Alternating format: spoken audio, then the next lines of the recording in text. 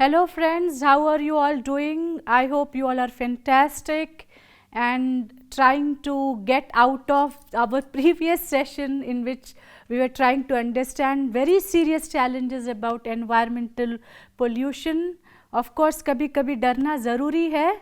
So that session was not to make you all frightened, but of course to make you all aware. And today again I am here, and let us have another very interesting yet a very challenging issue with regard to urban areas, and that is housing. हम सब अपना घर चाहते हैं. Everyone dreams of a house. To be precise, own house, अपना घर. In the crowd of escalating buildings, skyrocketing apartments, the desire to own a house becomes a gigantic task. Moreover, for thousands of migrants who migrate with the aspiration of a decent living, all may not be in a position to rent a house, leave alone owning it. They end up accommodating themselves in slums.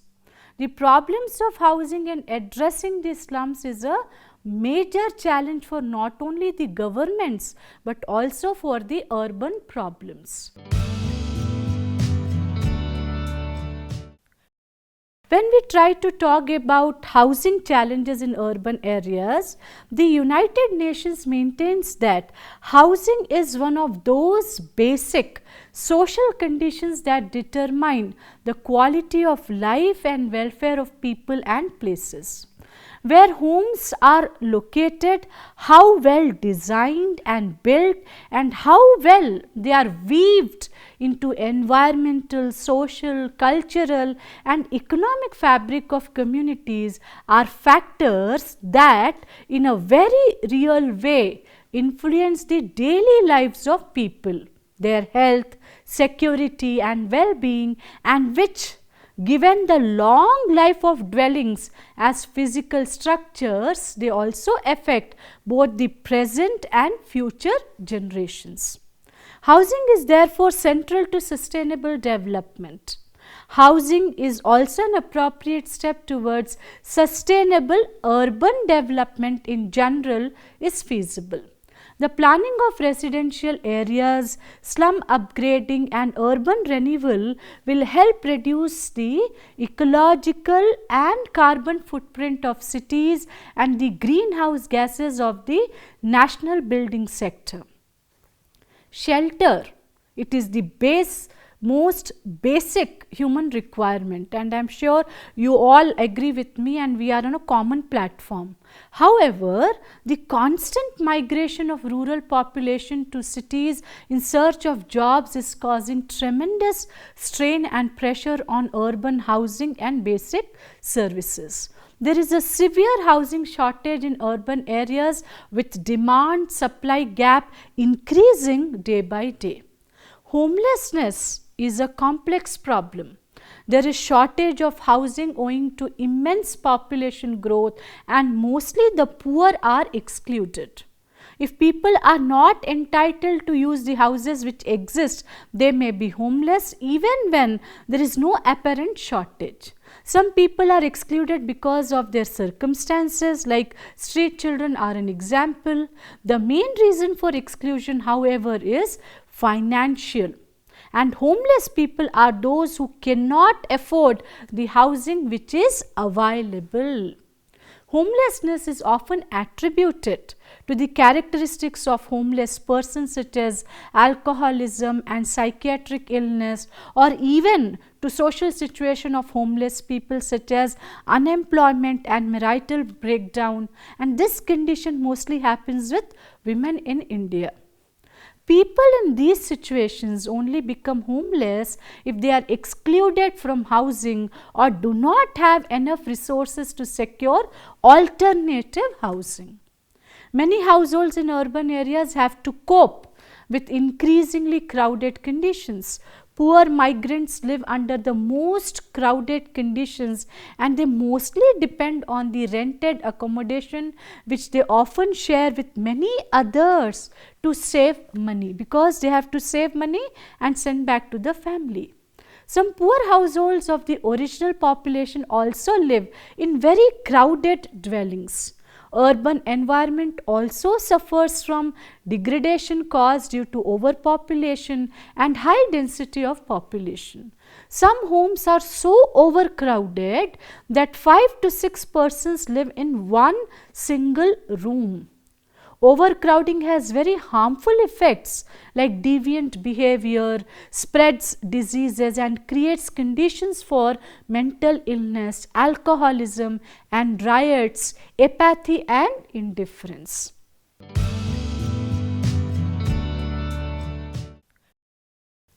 There are several schemes which have been initiated to address the problems of housing since independence. Let us try to understand some of them. For example, subsidized industrial housing scheme was started in 1952 September to provide houses to laborers who worked before 1948 and 1952. The government of India gave loans to extent of 65% to various industries, state government, legal housing construction societies and also cooperative societies to construct houses for the laborers. The laborers could purchase these houses according to the rules framed by the government, but these houses could not be sold or alienated to prior permission of the government. But this scheme did not succeed much because of the lack of cooperation of mill owners. In the third 5-year plan, my dear friends, it made obligatory for mill owners to provide housing facilities to their laborers. In the fourth 5-year plan also, a provision of rupees 45 crore was made for this purpose. The fifth plan was also included and similar provisions were provided. Apart from the central government, state governments have also formed various housing boards which implemented societies and various schemes. There is also LIG housing scheme which was started in 1954. Persons who have income less than rupees 600 per annum could get a loan up to 80%. Local and cooperative bodies given such loans. Slum clearance and improvement scheme was also started in the year 1956 to give financial assistance to the state governments and local bodies for improving the slum areas. It was then that about 12 lakh houses were not fit for dwelling. Hence, the long term and short term schemes were started. But as it was not possible to provide houses to all the people living in the slum areas, this scheme could not progress satisfactorily. Moreover, under middle income group housing scheme, the people of middle income group were given loans for constructing the houses. The state government also gives loans on low rates for interest rental housing schemes, which was started in 1959 to provide houses on rent to the state government employees. The consequences of the growing concentration of people in urban spaces is felt in land and housing shortages and congested transit, besides the stress on basic amenities such as water, power and the lung space. The Ministry of Housing, it estimated a housing shortage of 18.78 million houses during the 12th 5-year plan period, with 99% in the economically weaker and lower income groups. The growth of the urban population and rising incomes have led to the expansion of the middle class. This has led to a spike in demand for housing that is affordable but also includes basic amenities. Affordable housing shortage continues to be a major concern in the country today and can be correlated with the rate of urbanization taking place. In this connection, Jawaharlal Nehru National Urban Renewal Mission, which is known as JNNURM, it was launched in December 2005 with the aim to bring reforms, plan development transformation of India's urban areas. There are two of the submissions under this mission, and they are dedicated to urban housing problems. They are basic services for the urban poor, which is managed by the Ministry of Urban Development and is designed for the upgradation and improvement of the conditions of slum settlements, assuring universal access to basic amenities such as water and sanitation and social infrastructure such as health, education, social security. Apart from this, integrated housing and slum development program, it seeks to tackle poor housing for urban slum dwellers in cities and towns as per the 2001 census, excluding those which were being targeted under the earlier program of BSUP. India's urban housing shortage has risen 54% to 29 million in 2018 from 18.78 million in 2012, based on the number of physically inadequately housed households, according to research by Indian Council for Research on International Economic Relations. You should access this report, which is easily available on the website.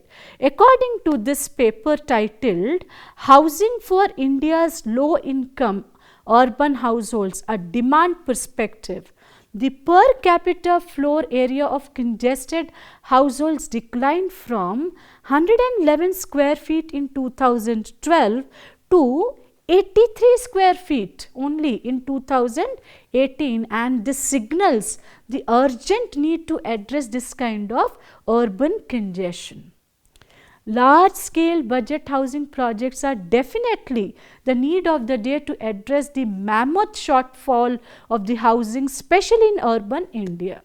The Housing for All mission envisions a multitude of strategies such as tax rebates, monetary support, relaxed development regulations, discounted interest rates, etc., to provide housing for all by 2022. The Housing for All and the Smart Cities missions, through convergence, they use the benefits given to each other and also compensate for shortcomings by leveraging their advantages. While Housing for All concentrates on funding and incentives for developers and buyers, the Smart Cities mission, it focuses on leveraging land availability, implementation under single entity like special purpose vehicles, and strengthening basic infrastructural facilities. My dear friends, in our coming sessions, we will discuss more in detail about housing schemes and also the Smart Cities mission.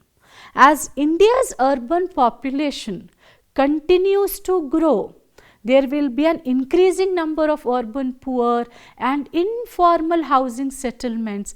Addressing their housing needs is going to become critically important in the years to come. India is struggling to implement a right project at right time approach, and getting the basics right at this point in time can help the country cope with the pressure of informal housing and rapid urbanization.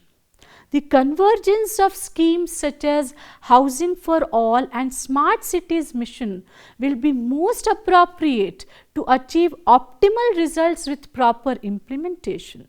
Isolated policies will yield much lower results. Overall, the goals for urban development in India should be to create sustainable, inclusive, and also smart urban centers with good housing standards and participation of the private sector. You heard it right. Without private sector's contribution, constantly continuing the government schemes will also become a difficult task. And that is why there is need to improve human settlements by improving the civic services, developing physical and social infrastructure, construction of affordable houses, efficient energy conservation and waste management. Friends, as I told you, everyone wants to own a home. You want to own, I want to own, but it has become increasingly challenging to afford a decent housing, especially in metropolitan cities where the rates they are mounting in crores. So affording a decent house, though is a challenge, it can be addressed again with appropriate planning.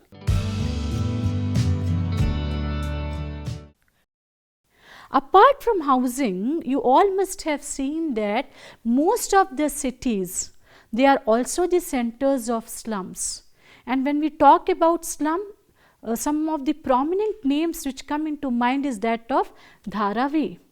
So we all know that slum is a densely populated, urban, informal, unplanned settlement which is characterized by substandard housing and lack of hygiene. The global urban population is about to be doubled by 2050. Slums and informal tenements are estimated at 65 million as per 2011 census. In most of the developing countries, the first residence for a migrant in the city is the slum. Slums comprise of significant health risks also. They lack basic facilities like road, drinking water. Moreover, the illegal nature of housing makes slum dwellers susceptible to extortion. They are also more prone to disasters like urban floods. The agenda of make cities inclusive, safe, resilient and sustainable has been enshrined in the United Nations Sustainable Development Goals (SDGs). It was complemented in the Habitat 3 Summit in Ecuador by a new urban agenda of giving slum dwellers upgraded housing with basic services by 2030. United Nations defines slum as having these characteristics. What are they? Inadequate access to safe water, which is a basic requirement, inadequate access to sanitation and infrastructure, poor structural quality of housing, overcrowding, insecure residential status, etc. There are multiple reasons for growing slums. Population explosion and poverty, they force the urban poor to live in slums that leads to an increase in the size of slums. Also, regional imbalance in development creates rural to urban migration, thus increasing the overall urban population density, which pressurizes the urban poor to move into slums. With increasingly densified urban population, there exists a huge demand for land. This shortage of land forces the urban poor to live in increasingly dense communities, creating slums in the entire process. Moreover, the delayed procedures for land development forces people to stay in congested areas, which further leads to creation of slums. So, all this again is a vicious circle. We need to understand this. A lack of efficiency of urban local bodies coupled with unplanned city management is also one of the major reasons for creation of slum areas. Moreover, the social backwardness forces people to live in congested areas away from the main areas. There are several issues which arise from neglecting slum development. People living in slum areas are prone to suffer from waterborne diseases because they do not have access to fresh drinking water. Women and children living in slums are prone to become victims of social evils like prostitution, beggary and also child trafficking. slum dwellers in general and regardless of gender, whether male or female, often become victims of such social evils. Slum areas are also commonly believed to be places that generate high incidences of crime. This is due to official neglect towards education, law and order, and government services in slum areas. Hunger, malnourishment, lack of quality education, high infant mortality, child marriages, child labor are some of the other social problems which are significantly prevalent in Indian slums. Better housing and slum upgrading will contribute in reducing the social inequalities and also improving urban safety through their social and spatial impacts. Indeed, smart and productive cities of the future will be those in which slums are turned into vibrant neighborhoods that are fully integrated into cities' fabric and urban management systems, rather than remaining as vast islands of informality, social exclusion, poor housing and underdevelopment. The physical upgrading of slums with street networks and improved infrastructure makes social and economic sense. Socially, if we speak, upgraded slums improve the physical living conditions, quality of life and access to services and opportunities in cities.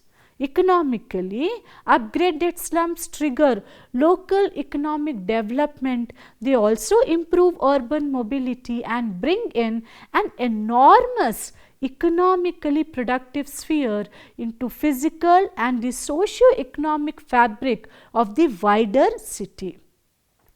In the consequence, what happens? Cities need to improve the housing conditions in slums.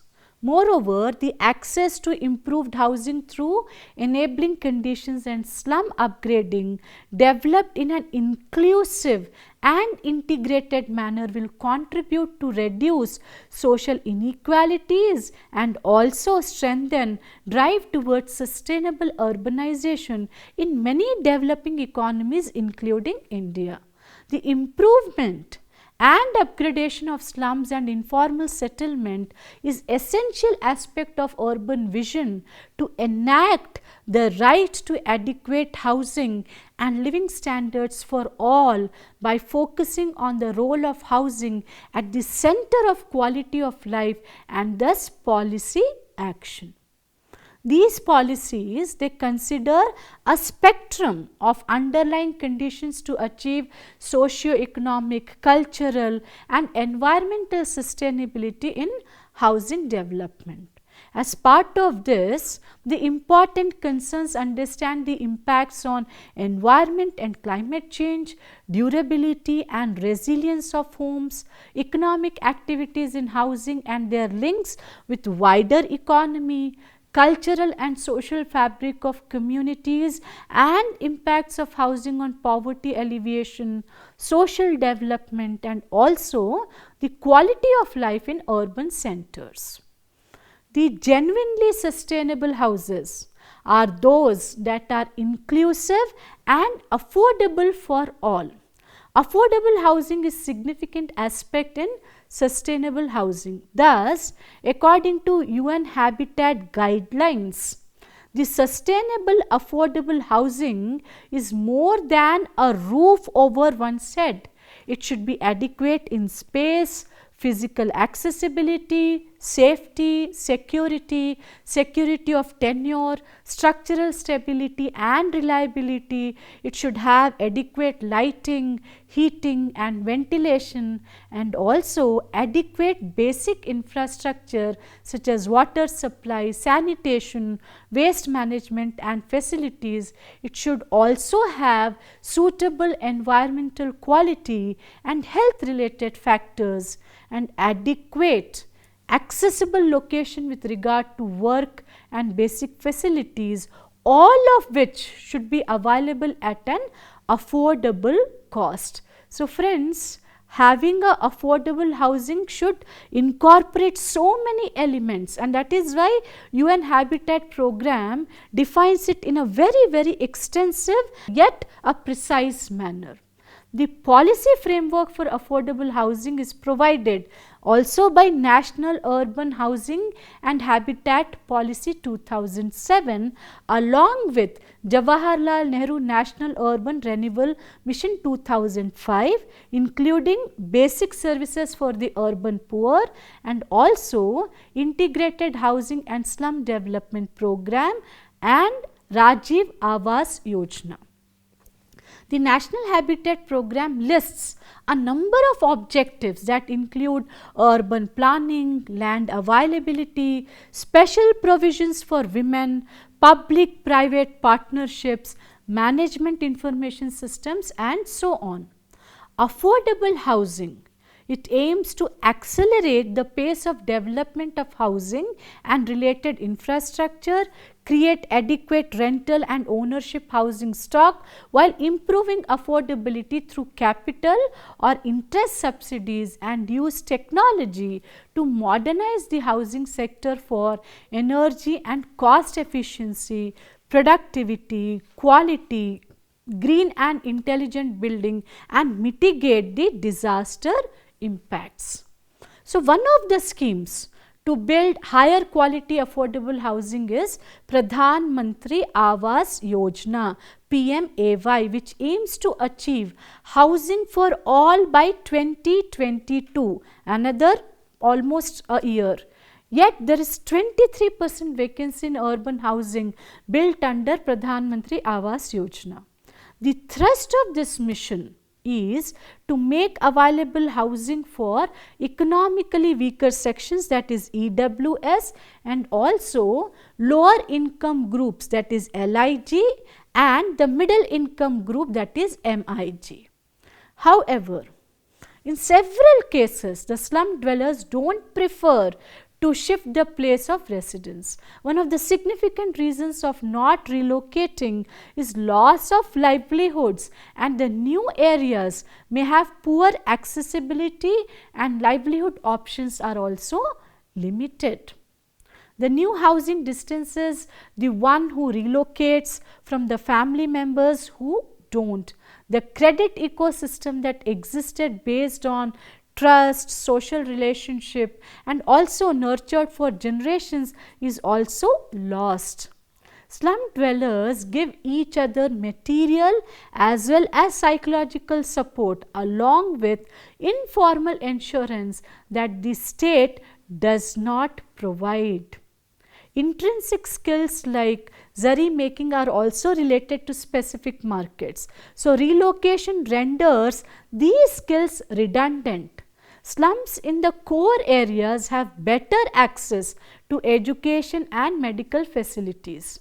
To address such issues, it is thus significant that the link between shelter and livelihood options should be understood by the urban planners.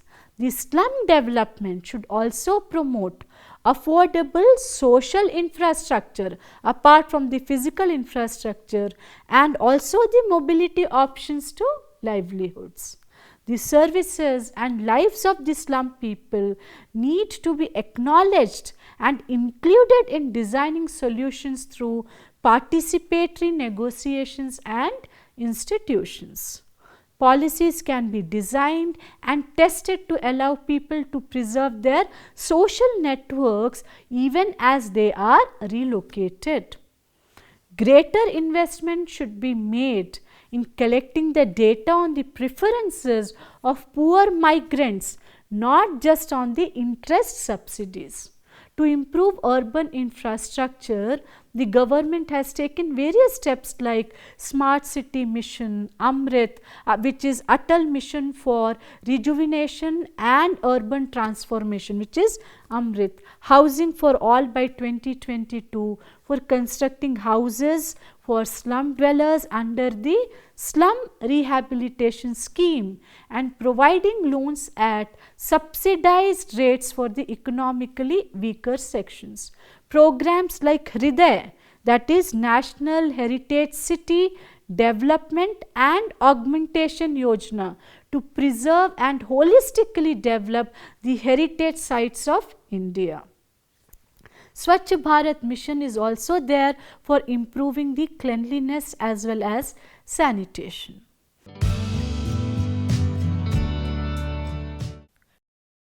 Friends, in this session we have tried to understand that what are the challenges with regard to urban housing and how lack of urban housing leads to the establishment and development of slums. And urban areas have serious challenges, and urban development can never be achieved without addressing these challenges of housing and slum development. And with growing infrastructure, there is pressure on urban areas, and addressing these challenges is indeed not an easy task. So, I am sure you may have a question in your mind that can't these problems be resolved?